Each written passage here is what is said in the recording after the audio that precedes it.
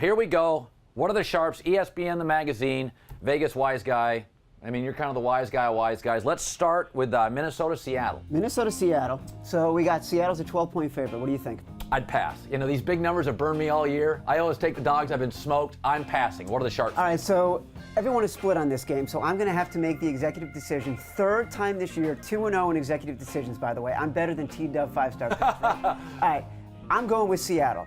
Here's what I think. I think the people who are on Minnesota are playing Minnesota because it's a situational, double-digit dog. Historically, you do that. That's what you do.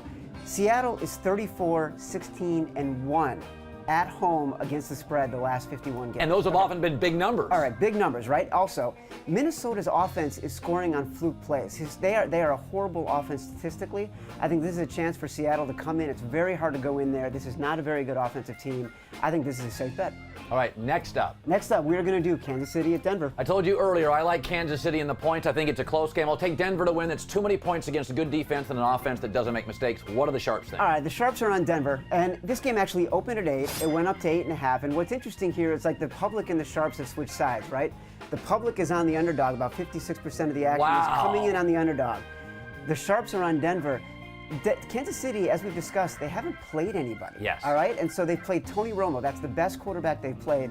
Denver at home, this offense is going to be unstoppable against a defense that struggles against the run. Waddle talked about it before. I think Denver controls the game, and then they squeak by with a little bit more than a touchdown win. All right, next up. Next up, we are doing Arizona at Jacksonville. I don't trust Arizona's offense. I'd take the Jags in the points. All right, this game opened at 6.5, so the Sharps bet Zona at 6.5, right? But now they're probably walking away from it or betting on Jacksonville, but they like Arizona. Arizona is one of those teams this year.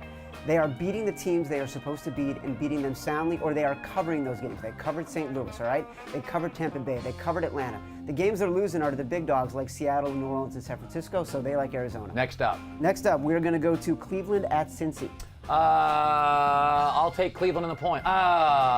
Do it. You're an author. I'm going to go Cleveland in the points. All right, you're on the right side. The Sharps are on Cleveland, too. The Sharps have been on Cleveland all year. They love Cleveland. Now you're looking at Cincinnati, no Geno Atkins. You're looking at Joe Hayden locking down A.J. Green. They're a mess physically. Andy Dalton's best weapon. Cleveland, defensively, everybody in Vegas loves Cleveland on defense. Here's a great stat, right? We talk about yards per play as a great stat wise guys love. Cleveland is playing teams that have been averaging 5.4 yards per play against every other opponent.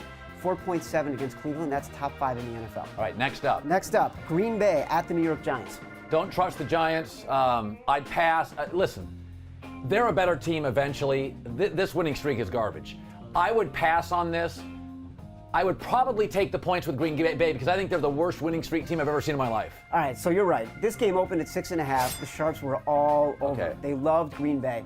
Here's the thing. It's mostly about, this is a box score game, right? Scott Tolzien, he can't find anybody to high five, but he was finding receivers when he was playing previously. Oh, forget it. Come on.